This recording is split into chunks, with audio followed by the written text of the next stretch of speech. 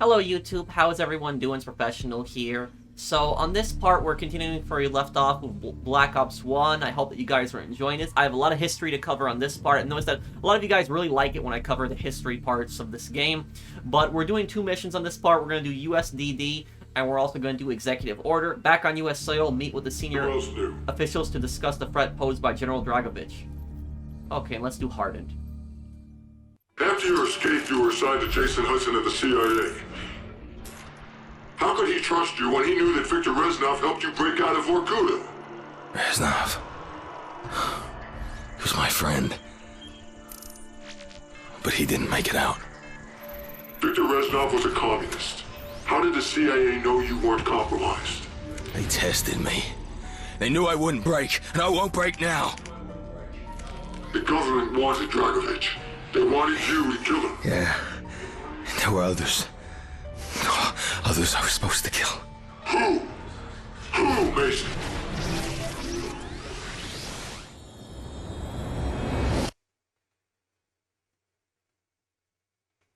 This right here, this is the hardest mission in the entire game.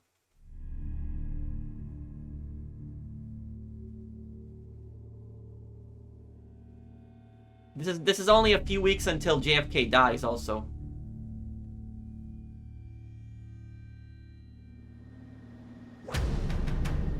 You were cleared for duty and summoned to the Pentagon.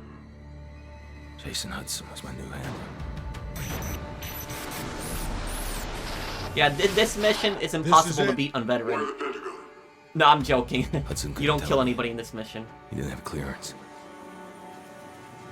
Your convoy's ready, sir. Welcome to the Pentagon. We're late.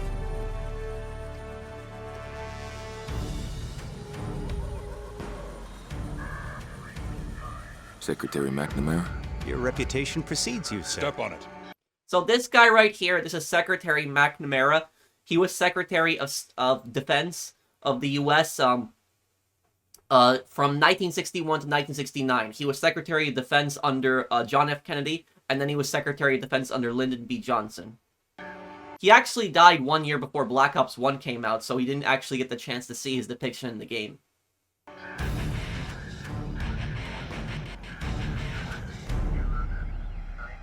Nothing less than our national security is at stake. He has no fear, no conscience, no weakness. This is Nikita Dragovich. I believe you two have already met. When do I kill him? We're lucky to have you back, Mason.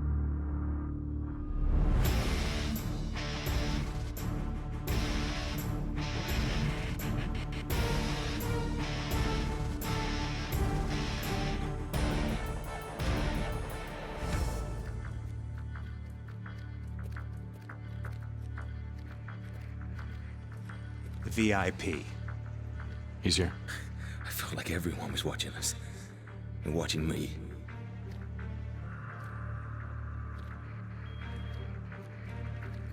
Back then you couldn't trust anyone. Sometimes even yourself. That's why we're here, Mason. To see Finest if we people can in the trust world, you. right here. 24/7. It never ends. This girl right here, she's really important. The whole time. It's not possible. I was in the Pentagon. She's actually the one who's reading out the numbers. That's that girl right there. Please tell him we're here. At once, sir. Clearance Prospero.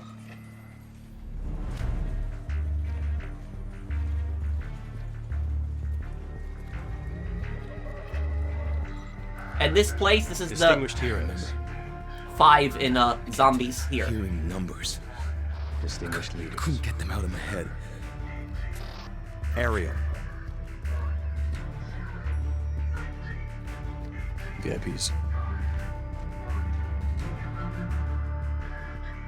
He's waiting. I felt something gnawing at me. What, Mason? The nerve center. I believe I'm correct in saying that civilization has been saved more than once. In this room. 5 is my favorite Black Ops 1 zombies map. Like I was in a dream. Step 2. Ascend from darkness. Step 3. Rain fire. You were getting close to your objective. It was working. It never gets old. Overwhelming, isn't it? Not yet.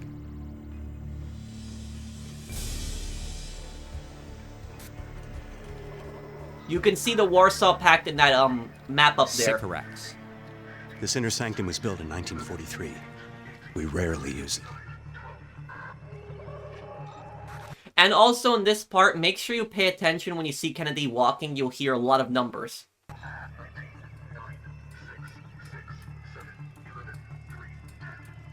Thank you, Mr. Secretary. Good luck, Mason.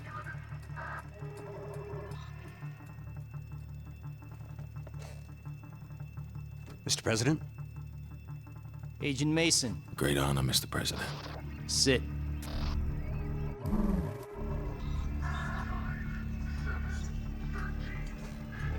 Look at the TV behind him right there. The TV right behind JFK shows the image of Oswald on there. Lee Harvey Oswald is actually the man who killed JFK. He was a communist. He was in the military. I think that he was a former Marine. He killed JFK with a Carcano rifle that he got from a mail order. But there's been a lot of controversy about the JFK assassination because a lot of things just don't make sense about it. Like particularly the angle that Oswald actually shot Kennedy from. Like the building that Oswald was at, he could have shot Kennedy as the car was coming right towards the building, but he waited until the car turned at an angle. If somebody's driving at an angle versus driving straight towards you, it's a lot easier to hit them when they're driving straight towards you. So, and there's a lot more inconsistencies with the JFK assassination. I don't really want to get into conspiracies on here. The only thing that I'll say about it is a lot of really, really weird things about it. But not to get too much into politics, the U.S. government is actually planning on releasing a lot of documents about the JFK assassination within the next few weeks. So see that right there? That's Lee Harvey Oswald in that picture. We are in grave danger from the communists. Our freedom, our very way of life is at risk. Dragovich.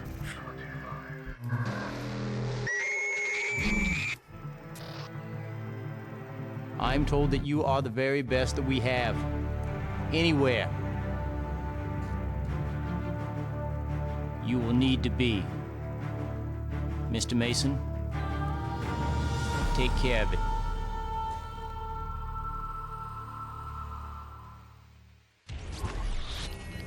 Executive order, Operation Flashpoint. Rip out the heart of their space program. Eradicate their long-range missile project. Take out the Ascension Group. Nazis, scientists, co-opted by the Russians after the war. She needed their knowledge. What they'd learned. Operation 40 had planted a double agent working with the Ascension Group. And Grigori Weaver. His mission was to sabotage the rocket. But something went wrong, Mason. I can't get these fucking numbers out of my head.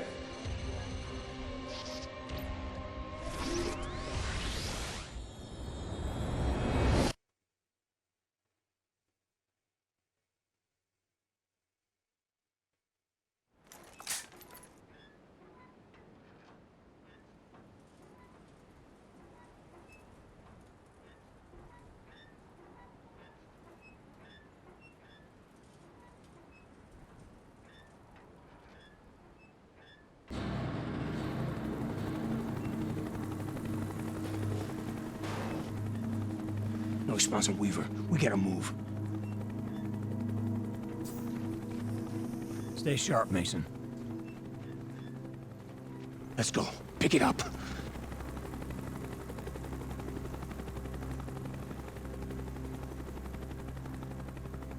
Whiskey, come A back. lot of history to talk about in this part. A lot.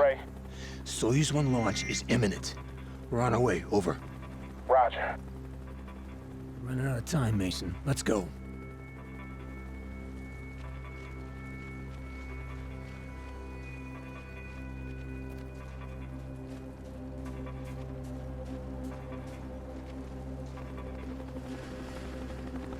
Okay, so look at this place. You see this right here?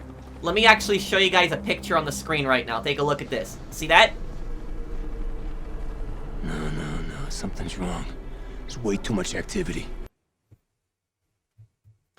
So this place is based on the Baikonur Cosmodrome. If you know anything about space travel, if you like, spacecraft, you're gonna know what the Baikonur Cosmodrome is. Me, personally, I don't know that much about spacecraft. I don't know that much about missiles. I'm more of a history guy.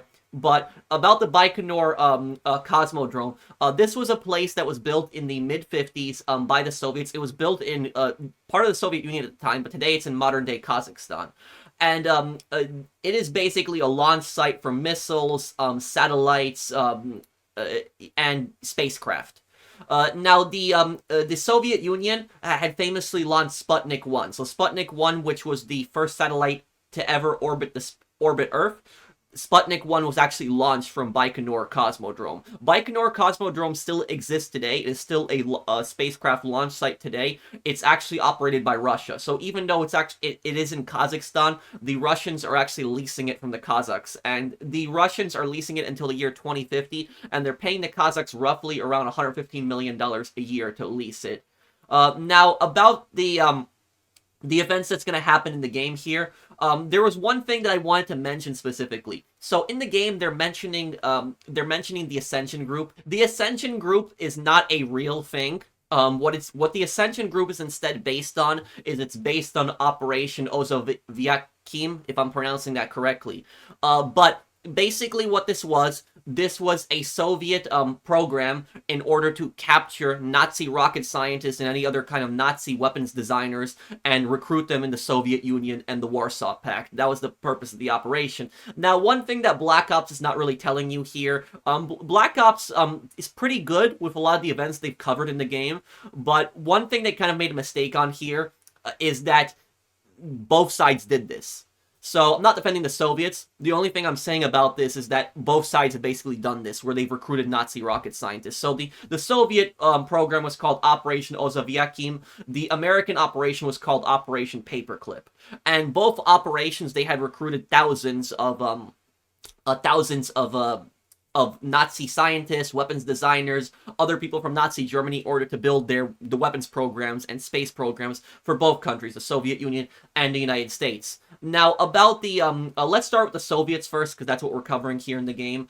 The Soviets, some of the people that the Soviets had recruited is they recruited Hugo Schmeisser, or I shouldn't say recruited, more like captured. A lot of the scientists were captured. They had, captured and then recruited Hugo Schmeisser. Hugo Schmeisser was a famous weapons designer, and in Nazi Germany, he was most famous for designing the Sturmgewehr 44. They also recruited the guy who made the MG42, though I don't know his name. I'd have to look at his name right here. Werner Gruner, the guy who made, one of the fastest machine guns in the world. The Soviets also recruited Helmut Gratup, a Nazi V2 rocket scientist. They recruited as well Ferdinand Brander, another Nazi rocket scientist. And this Nazi rocket scientist, he was actually responsible for helping to develop the Kuznetsov NK-12, the most powerful turboprop engine ever built. And this was built on Russian bombers. I'm not a plane guy. I'll put it down in the video what the plane is for, but if you know planes, you'll know this one. And they also recruited Erich Apel, a Nazi V2 rocket scientist who later became an East German politician. Now, as for the United States recruited a lot of Nazi rocket scientists, and a lot of these scientists, they had actually fled towards the Americans when the Soviets were approaching. So when Germany was basically getting boxed in early 1945, a lot of these Nazi rocket scientists, most of them had traveled to the West to surrender to the Americans. And some of the famous scientists that actually had surrendered to the Americans is actually Kurt Debus. So this is one thing that a lot of people don't know. A lot of people involved with NASA were Nazi rocket scientists. That's a really dark page in American history. A lot of people don't know about that. I wouldn't say that NASA is evil today, but NASA recruited a lot of really, really bad people. And Kurt Debus, some people like to make excuses for people like Kurt Debus, and they say, Kurt Debus, he was just a scientist, he wasn't a Nazi, he wasn't a politician. No, Kurt was actually a member of the Nazis since 1933. So he actually had Nazi membership early in the 30s. So like right when Hitler was coming to power, he was a member. And then you also have Werner von Braun. Werner von Braun, another famous V2 rocket scientist, and he also helped NASA. I don't know how much these guys contributed. I know they were like a huge help, so somebody in the comments might know a little bit more about basically what they developed for NASA. I don't know the full extent of that. I know that these two guys were just really heavily involved in that. But about Werner von Braun, I can tell you a little bit about him personally.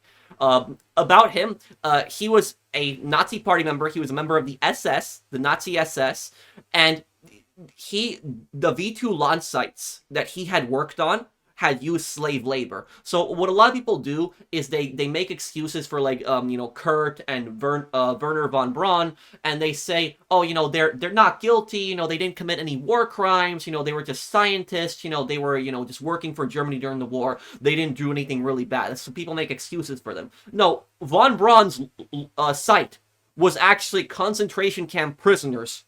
Slave labor were building V2 rockets. A lot of V2 rockets were built using slave labor from concentration camps. And I looked it up, around 20,000 concentration camp prisoners died working on just the V2 rockets alone. So the V1 rockets and the V2 rockets, they had the Nazis had basically used slave labor. So Werner von Braun knew that slave labor was being brought in. He didn't care. All he basically cared about was building his rockets. He was a terrible man. So I don't like people personally making excuses for like him and Kurt. And also there's pictures of von Braun where you can see where he's wearing a Nazi party membership badge. So right on his suit, I'll actually circle it. It's a little hard to see because it's so small, but there is actually a Nazi party membership badge that is right on his suit. So he was a member of the SS. He was a member of the Nazi party along with Kurt Debus. But basically, moving on to the V2 rockets, this is one thing that a lot of people don't know about the V2 rockets. The V2 rockets were a terror weapon. That is pretty much what they were. So the V2 rockets killed a lot of people because they used slave labor. Thousands of people from concentration camps were forced to work on them. But on top of that, the V2 rocket was a weapon that was specifically designed to target civilians. So a lot of people don't know that. The V2 rocket was designed purposely to target civilians. That was the whole purpose of the V2 rocket. The V2 rocket was basically designed to hit civilian areas and pummel Allied cities. And it was the purpose of it was to inflict such high casualties on the Allies that the Allies would basically try to negotiate with Germany, because by 1944, when Germany had started using V2 rockets, it was already too late. There was no way that the Nazis were going to turn the Allies around. The fronts were closing in 1944. It was over at that point. The only thing the Germans could do at that point is they could delay defeat, and so they basically started using these wonder weapons that they thought would turn around the war. And basically the whole idea of the V2 rocket was that it was going to pummel Allied cities, it was going to inflict maximum damage on civilians, kill thousands of civilians, and that the Allies were just going to be tired of having so many civilian casualties. It was going to demoralize them so much they were going to negotiate with the Nazis and end the war on their favorable terms. So the V2 rocket, if you look at where the V2 rocket hit, the V2 rockets oftentimes would actually not hit soldiers. They would hit civilians, population centers. Like they hit Antwerp, they hit London, and the V2 rockets killed somewhere around 9,000 people, mostly civilians. They destroyed entire neighborhoods. So basically, when you think about this, you have, Nazi scientists like Kurt Debus and, Werner von Braun, who they had used slave labor, thousands of concentration camp prisoners dying to build their V2 rockets. And on top of that, these two scientists were members of the Nazi party, and they had developed rockets that were targeting civilians and killing civilians in population zones. Again, most of these rockets were not hitting Allied military. They were instead hitting civilians. It was a terror weapon. It was designed specifically to target civilians. The Soviets, they took the design from the V2 rocket, and they later developed the R1 rocket. So if you look at the Soviet R1 rocket looks very similar to the V2 rocket. It's not a coincidence. The R1 was pretty much designed primarily off the V2. But that's basically about the V2s, is a lot of people don't know about that it was designed primarily to target civilians. And about Baikonur, we're going to talk a few more things about Baikonur. There were some really bad things that actually happened at Baikonur.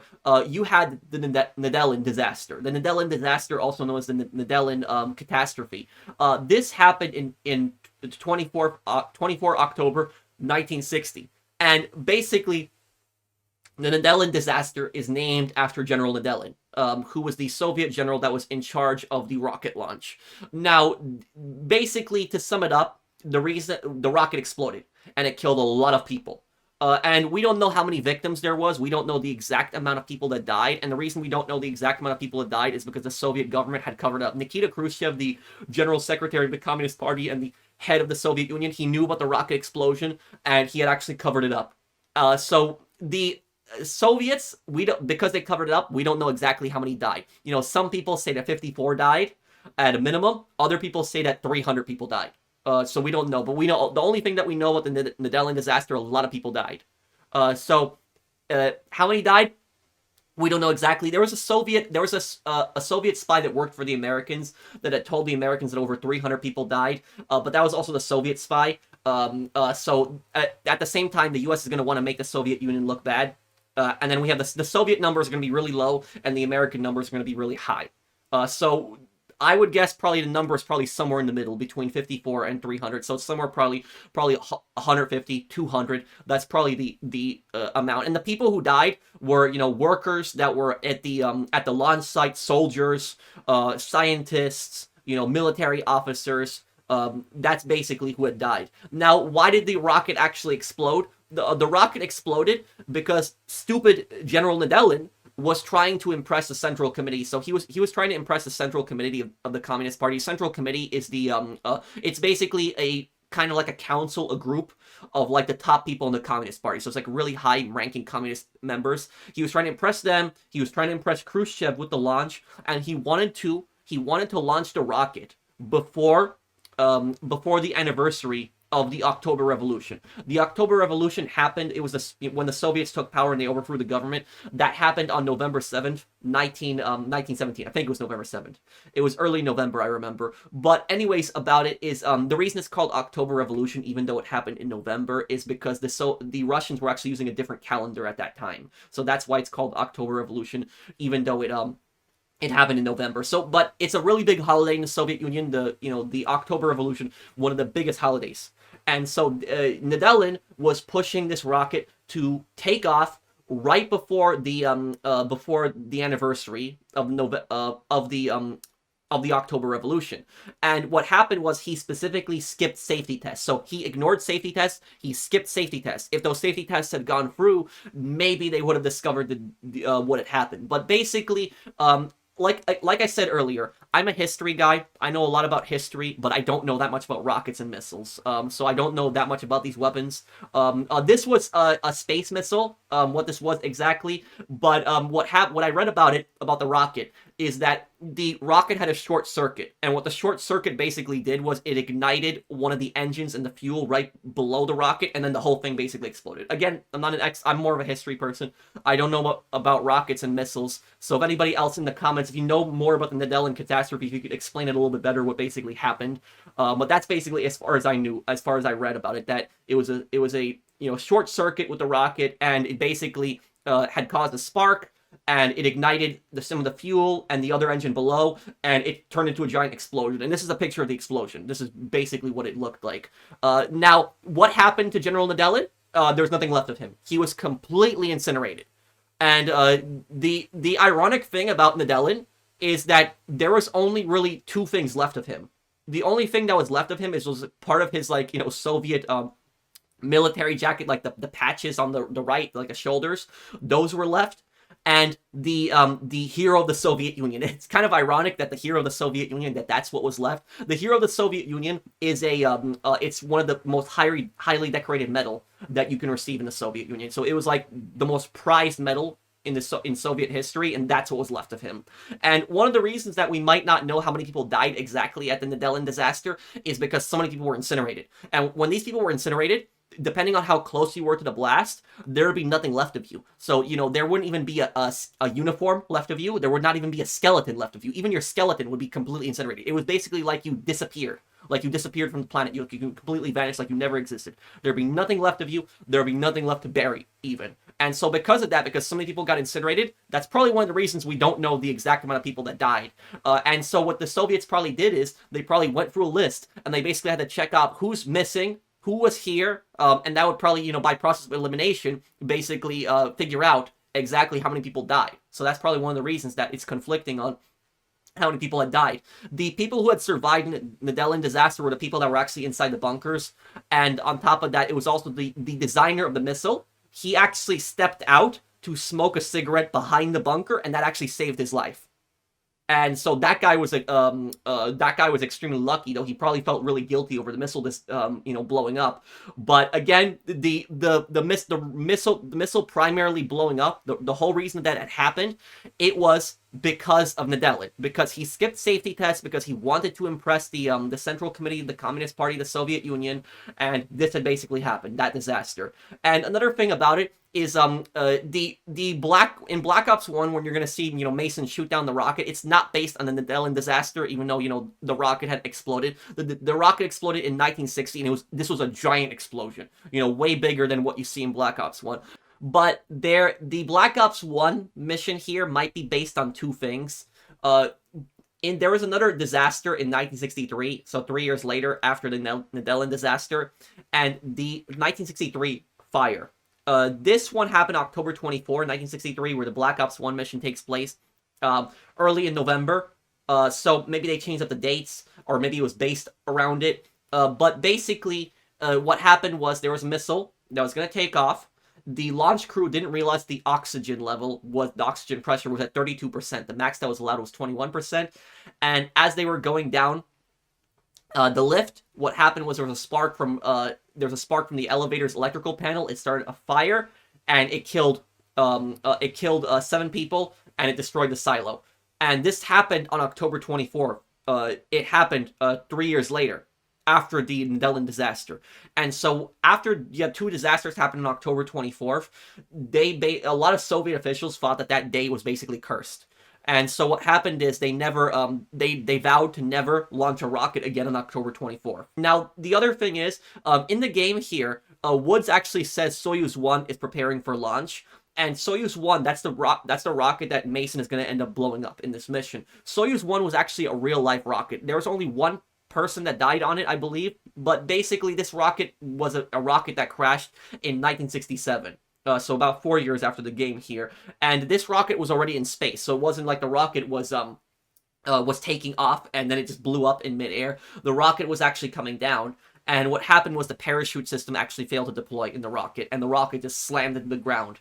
And the cosmonaut who died in that, he had gotten awarded hero. He was awarded Hero of the Soviet Union for trying to stop the rocket, though there was nothing really he could have done when the parachute system had failed, and he was given a state funeral. But that's basically it.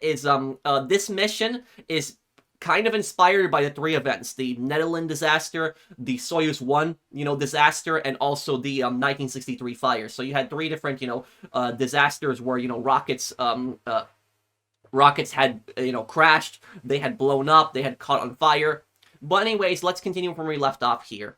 Oh, and one other thing that I wanted to mention also, guys, if you want to know my opinion personally on the Nazi rocket scientists, what do I think should have been done with them? I think they should have gotten the death penalty. That's what I think should have happened to them. Both the Nazi rocket scientists that worked for the Soviets and they worked for the Americans.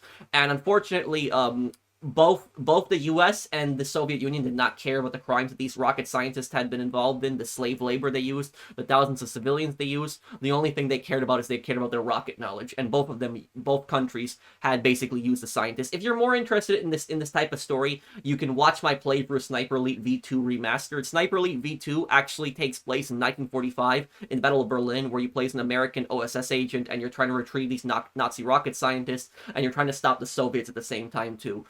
It's in Nazi Germany's last days, so it basically covers covers this history I was talking about. But and I know some people are gonna say, but professional, they're really smart, rocket scientists, they helped us, build NASA and stuff like that. And my perspective on that is I don't care. I don't care if they helped NASA. I don't care if they made really advanced rockets. I don't care. I don't care what technology they offered.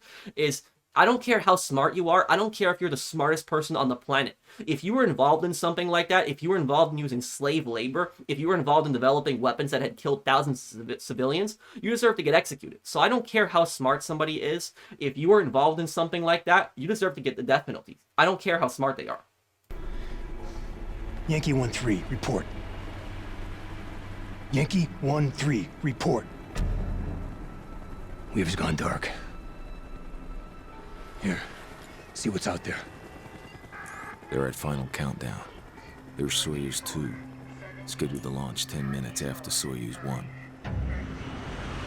Up ahead, comms building. Mason, we get activity on the road. Check it out.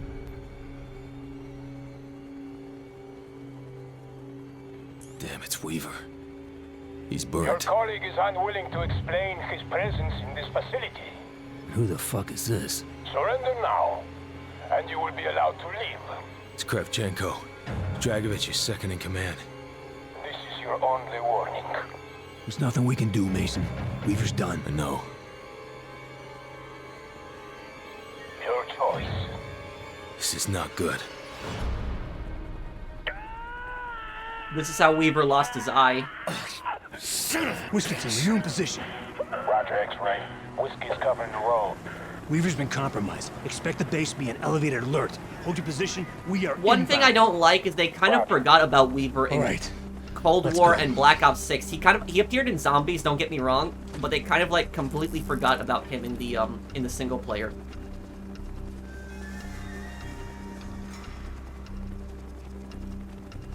Chopper's inbound! Move it!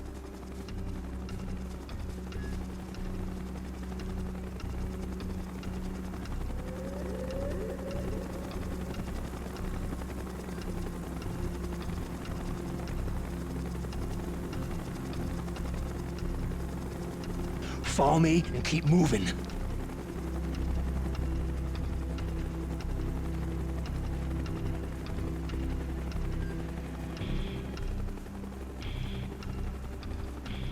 We're good. Pick it up. We need those uniforms. I'll take the one on the ground. You get the other. Do it.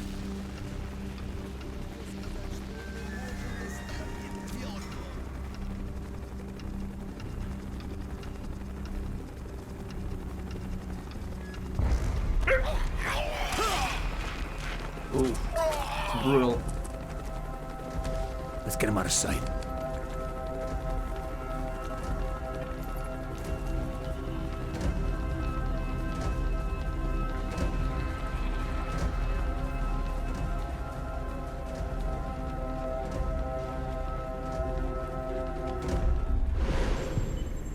Was saving Weaver more important to you than your objective to kill Dragovich?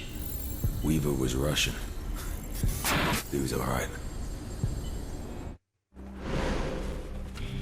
So again, I dress up as the characters whenever I play through a lot of games. I hope I did a good job with this outfit. But I'll be having some really good outfits for the rest of the missions. You guys can imagine what I'll probably wear in the other missions. I hope your time for Kuda helps your Russian, Mason. Well, fucking better. We've got to save Weaver.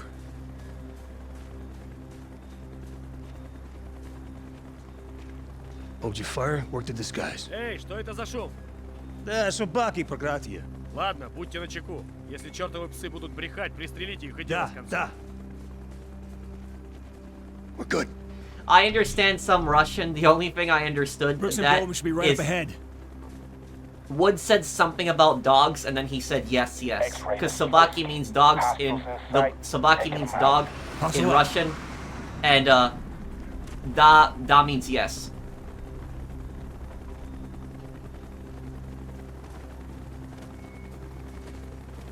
What happened to Weaver? He's compromised. Continue as planned. We'll make a new opportunity. All right, let's move.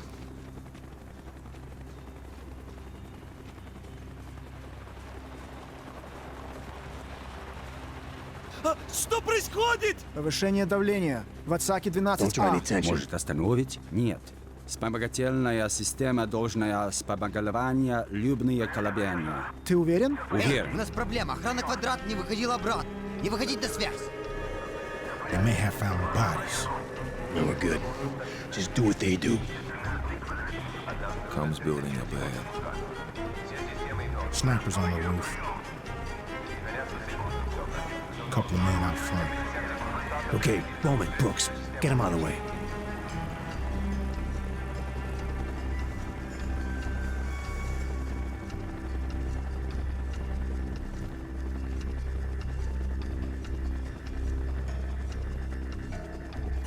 У нас проблема. Со мной. You ready? That was a terrible Russian accent. Yeah, they would have been found out really quickly with Clear that. these four before you move up. I'll shut down the comm link. Go! Go! See that? That's a secret animation that you can do. Не высовывайся, мы сейчас! Вижу, это я! Нужен доктор! Подтверждай.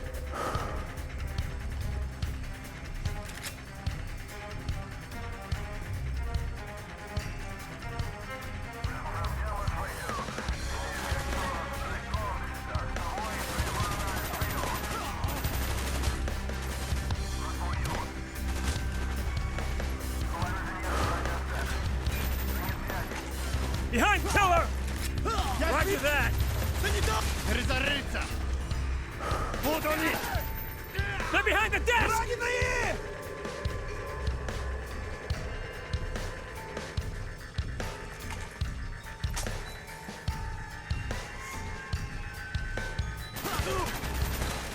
Target down! Санитар, сюда!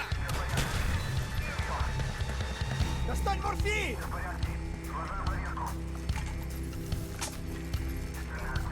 Reloading, cover me!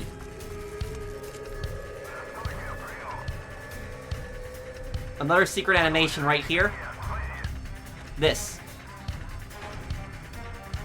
People miss that.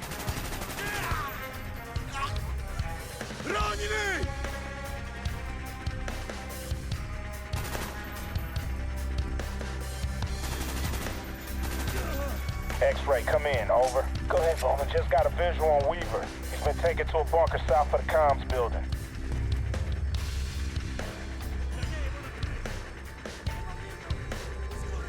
Mason! Mason, get over here. Crossbow, explosive bolts, now! I'll cover the ladder. Легко.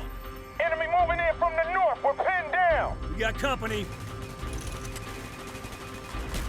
They're pinned down. Take out those vehicles. Despite the explosive crossbow being hyped up so much, not a lot of people use it in the multiplayer in Black Ops 1, I remember. Target eliminated. Roger.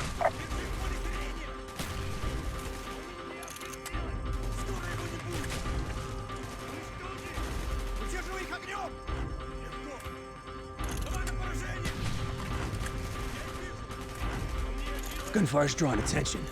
Those assholes on the way back. I'll secure the line, you take the shot. Make it quick, Mason.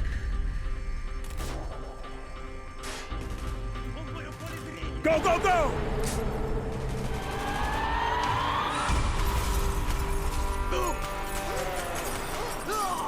Weaver!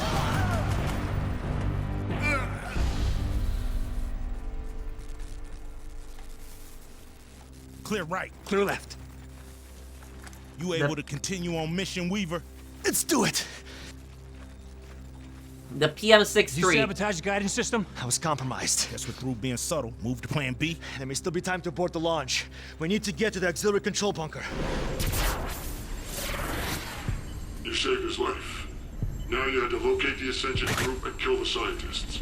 No. I had to kill Dragovich. We've been made. Lose the Balaclavas.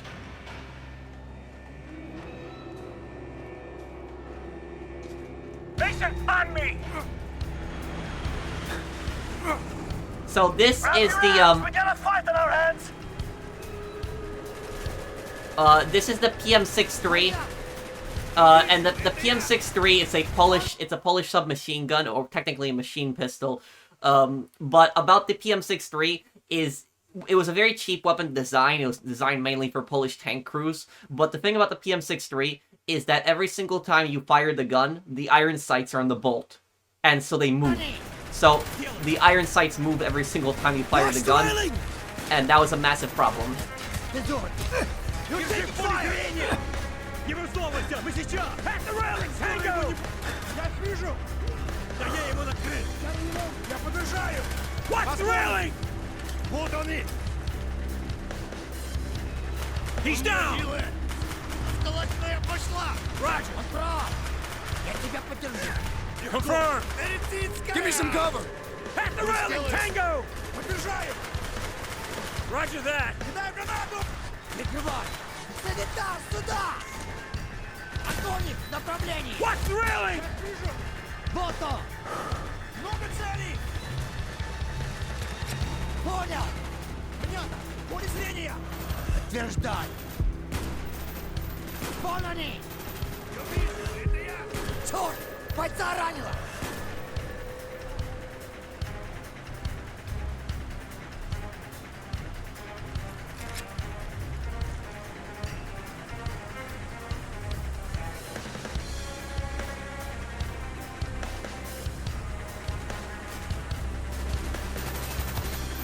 He's dead! Раненый! Он прав! Поддержаем! Нужен доктор! Вас понял! Left side! Я его накрыл! Contact down. Вот они! Вот он! Я их вижу! Много целей! Подтверждай! Он у меня на мушке! I got one by the crate! Вижу их! Удерживай их огнем! Я вижу! Это я! Вот они! Держи в поле зрения! Да, вот туда! Wait, left side! Меняю стрелять! Нашу сторону! Накрой их! I'm a left! Crates! Сделаю!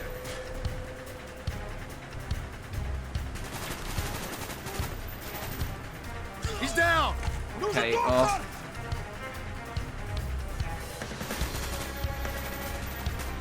Contact down. Держись! Да я его накрыл! Давай на поражение!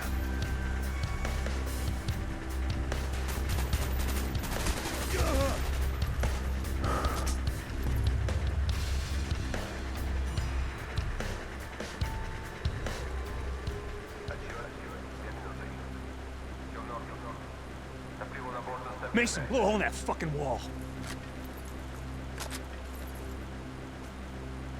Set.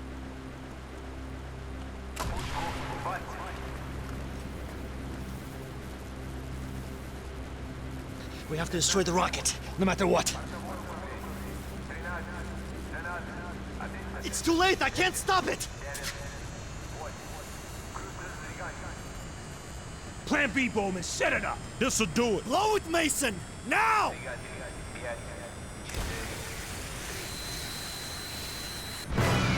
Oh, shit! It's a hell of a way to test the prototype. Fucking A. Damn! Can't stay in the open! Get to the tunnels! Poor bastards. The Nazi bastards. They don't deserve sympathy. We're here to hunt them down. So again, one thing that Black Ops is kind of missing is that the U.S. also recruited the Nazi rocket scientists. It wasn't just the Soviets who did that. The rest of the Ascension group will be trying to escape the facility. Bowman, Brooks, you flank around to the north tunnel. No one sneaks out that back door. Mason and Weaver, you're on me. Tango down. You're taking fire!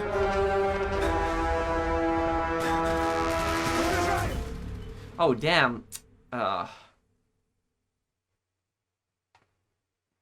Brooks, you flank around to the north tunnel.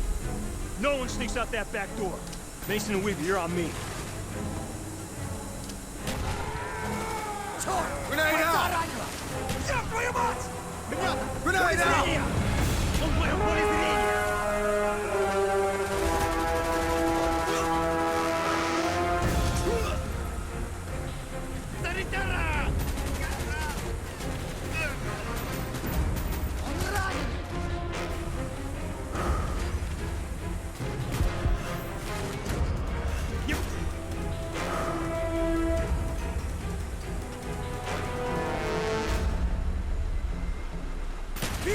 Понял! Я их вижу! Он у меня на мушке! Ой, Tango down. He's dead!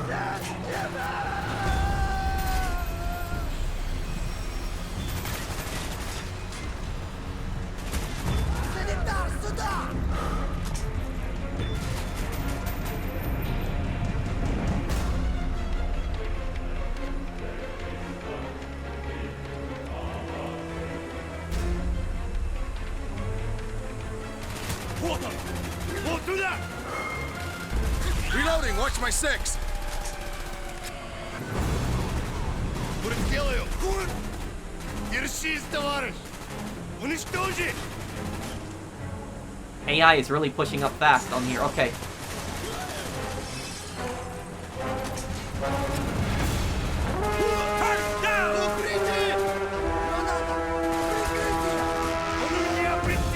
He's down!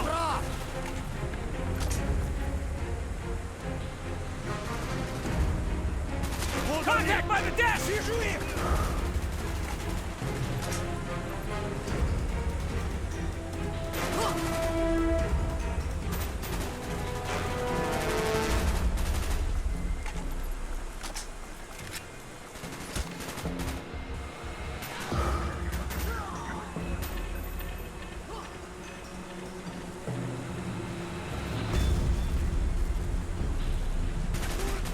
He's dead! Санитара!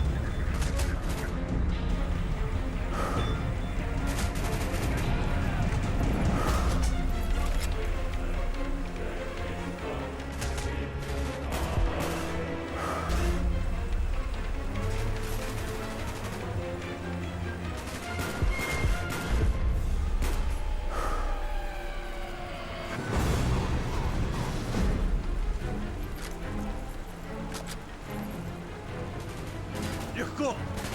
Ждать! Вот он! Много Good thing I целей! kept the dragon off. Скоро его не будет! Уничтожи! Держи в поле зрения! Давай на поражение! И жди! Вот туда! Он в моем поле зрения! Вот туда! Я их вижу! Я вижу! Это я! Будет сделаю! И down! Он у меня прицелен! Побежай! Вот они! Вижу их! Heads down! Он мне делает! Contact! Crash on the right! В нашу сторону! Left side! Crash! Target down! Damn, okay. Вот он! Понятно! Поле зрения! Сделано! Много целей! Вот он! Вот они! He's down!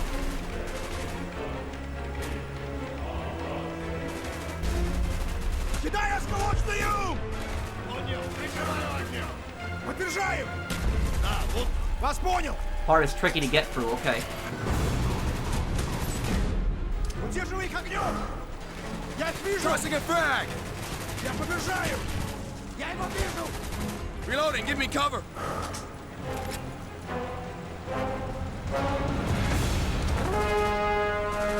Frag out! Много целей! Сделай! Target down! Раненые! Вот он! Я вижу, это я! Понятно! Поле зрения! Он прав! Oh crap. Утверждай! Get to cover! Ooh, almost Вас dead. понял! Я побежаю! Закрой их! Давай на поражение! Damn, there's... Скоро его не будет! Вот они! My god, yep. There is a lot of them. Огонь в направлении! Он в моем поле зрения! Удерживай их огнем! Легко! Поддержаем! Да я его накрыл! Много целей! Черт! Сейчас мы их поджарим! Look right! Tango in the crates! Держи в поле зрения! It's not like World at War where they throw a million grenades at you. Contact down. I hope it's not one of those sequences where the enemies keep spawning until you push up, because I hate that so much. He's down! Давай на поражение! Скоро его не будет! Вот они! Я поддержаю! You're taking fire! Он мой! Я его вижу! Много целей! Вот туда! Вот он! Да, вот туда! Понятно! Contact Вот down. они! He's down! Давай на поражение! Осторожно! Он не жилет! Сделаем! Вот он! Скоро его не будет! There's a picture of Vladimir Lenin on the wall. Вон они! Легко! Я его вижу! Огонь в направлении! Вот он! Кидай гранату! Histort! Target down! Он в моем поле зрения! Давай сюда! What? Я их вижу! Закрой их! Contact! Crash on the right! Давай на поражение! Уничтожи! Да я его накрыл! You do that again, I will kill you! You shouldn't have run in front of me, Woods. He's dead! Grenade!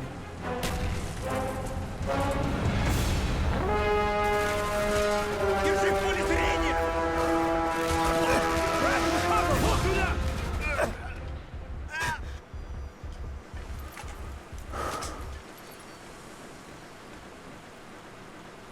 Okay. Tell me got the hell out of here. Not yet. We're going after Dragovich. We're losing them again. Stay with me, Mason. Kravchenko escaped before we could get to him. You were getting close. Dragovich was there, wasn't We he? searched the whole base. Couldn't find the bastard This is a anywhere. waste of time. He's delusional. And then we ran into Dragovich's limo. I had him. Satisfied, Mason? No, not yet. Not until I see the body. Dragovich, did you confirm the kill? Trust me. That rat bast's a fucking charcoal briquette. Yeah, but Dragovich was never there.